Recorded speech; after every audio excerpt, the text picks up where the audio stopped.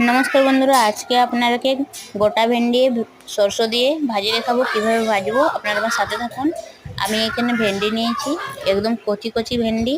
সব ভেন্ডির এইভাবে ডাড়িগুলো কেটে নেব আর ডগ দিয়ে অল্প করে কাটবো। এইভাবে সব ভেন্ডির ডগ কাটে, ডাড়ি কাটে, বিচে বিচে কেটে নেব।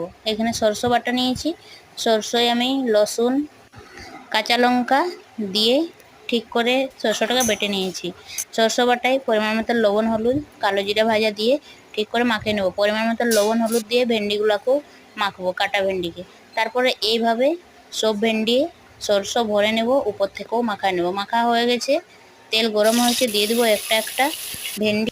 এইভাবে সব ভেন্ডি দিয়ে ঢাকা দিয়ে দেবো। ঢাকা দিয়ে এক দুবার ঢাকা দিয়ে ভাজবো। পরে ভেন্ডি ভাজা হয়ে গেছে, অনেক সুন্দর লাগছে খেতে। আপনার ভিডিওটা ভালো লাগে তো লাইক করবেন, সাবস্ক্রাইব করবেন, কমেন্ট করে জানাবেন।